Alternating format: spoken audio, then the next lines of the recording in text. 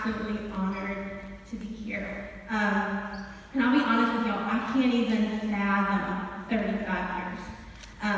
Maybe it's because I have not been on this earth for 35 years. But that is just such an amazing something. And the more I thought about it, the more I just kept thinking, what a legacy. What a journey, and what an amazing, like I said, legacy just kept coming back to me of what this ministry has done for this community.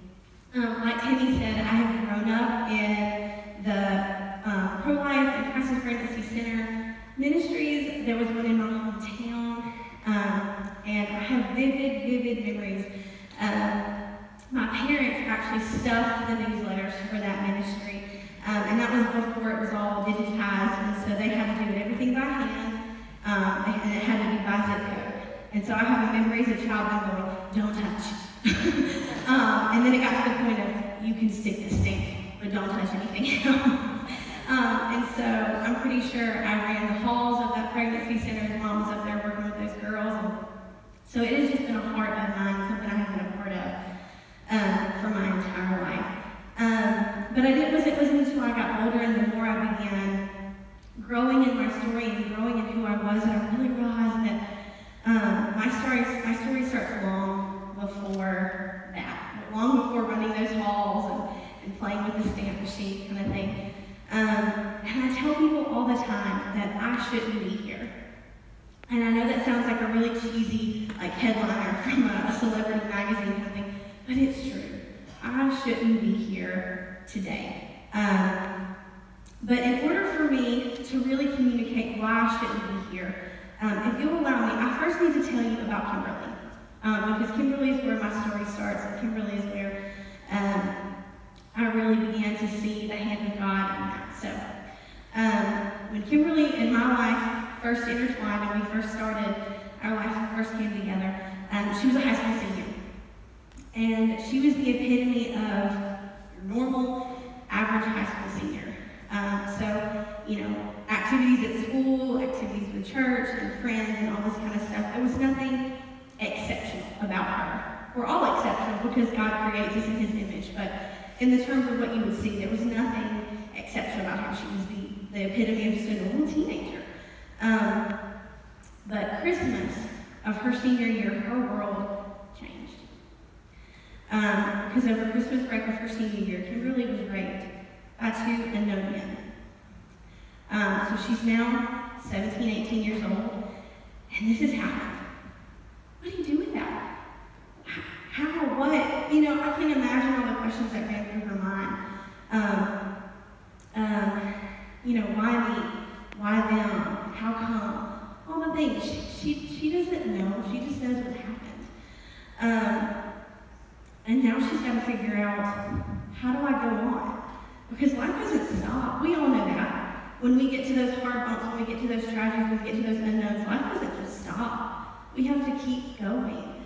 And so Kimberly did that. She kept going. And somewhere in that next few months or so, Kimberly realized that she was pregnant. She realized that not only was she raped, now she's carrying a child she never asked for, she never wanted. She can't even look and say, this is my decisions and this is how I got here. She'd do anything. And now she's got to figure out what to do all over again. First she had to figure out what to do with how do I cope with the tragedy, the grief, all this kind of stuff. Now how do I cope with the baby that I didn't want, that I didn't ask for? And for whatever reason, Kimberly didn't share with anybody that she was pregnant. Maybe it was fear. Maybe fear won in that moment. Maybe that was God's provision. That somewhere in her life she would have gotten advice that she wasn't worth, that she didn't need. She would have been taken down the path she should have gone. Maybe, I don't know why she didn't share anything. She didn't share anything for 7 months. So for 7 months, she carries a secret. She goes to prom. She goes to graduation. She makes plans for college. And she's carrying a really big secret. Mom doesn't know. Best friend doesn't know. A HartLife in her community doesn't know. No one knows. And somewhere something clicked, something changed, and at 7 months, she told her family. She told her tribe, her community, her people. And by the grace of God, they loved her, they cared for her, they took care of her, they got her to where she needed to go. And someone asked her, well, why didn't you choose abortion? And she goes, I don't know. It just wasn't an option. So she couldn't even tell you because she had to have cancer. What had led her? We know. I mean, that was all God. That was all God saying, this is where you're supposed to go. But she couldn't even tell you. And that's why I say I shouldn't be here. Because that baby that she was carrying was me. I was that baby.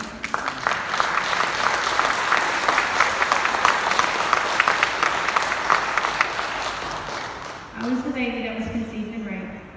I was the baby that was hidden for 7 months. And I was the baby that the world says is a good reason to have an abortion. I mean, we've all had those conversations, even in your church worlds. How many times have we heard people go, well, I'm against abortion, except for rape. Or I think abortion's wrong, but rape's different. There's your exceptions. And that's why I tell people, I shouldn't be. I should not be standing in front of you today. But my story doesn't end there. My story keeps going, just like all of our stories do. When she delivered, she decided to parent through adoption.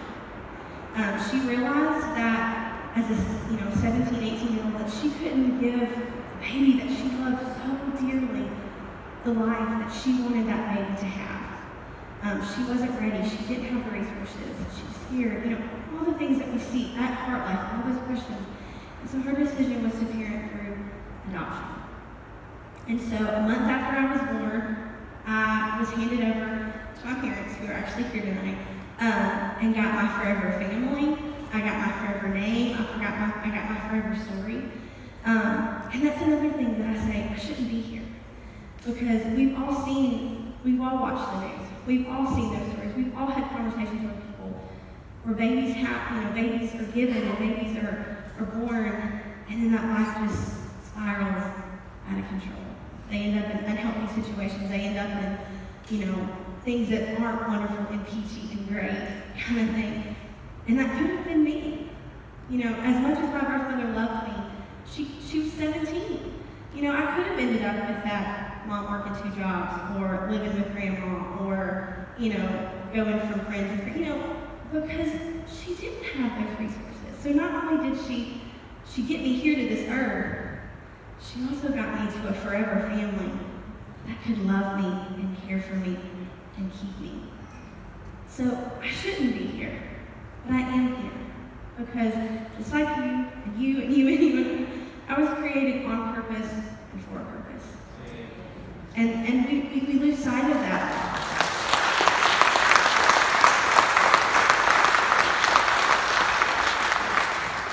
I think we lose sight of that in the world's craziness and busyness, but it's true.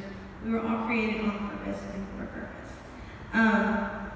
And so every time the Lord gives me the chance to tell my story, to get to share with anyone, whether it's a one-on-one basis, I get a lot of opportunities to share face-to-face with people that say, I have questions, I don't understand. Or when I get those, I'm pro-life, accept moments. I get to say, can we talk about those accepts kind of thing? But I've also been given the opportunity to share what adoption is and share that it is a picture of the gospel. You and I, we are in desperate need of a Father that can love us in a way that no one else can. And through the gospel, through the Lord's redemptive hand, we get that gift. We get that forever family. We get to call him Abba. And so I don't know how many times I just am blown away by the fact of just how much it parallels to the gospel. Because that is the picture of the gospel. Of taking a child, because we're all children, taking a child that needs a loving home, a forever something, and saying, I love you enough to take it all on and to be that person. So thank you so much for letting me come talk to y'all and share with y'all. But more importantly, I want to thank y'all for what you're doing right here in your community. because girl after girl after girl that have my story, that have similar stories, that have paralleling stories, are being impacted by HartLife Ministry, or being impacted by all of y'all who are making this possible. Because you're providing resources, you're opening the door for conversation, and you're giving them choices and options that they never would have known they had. So thank you for having me, but more importantly, thank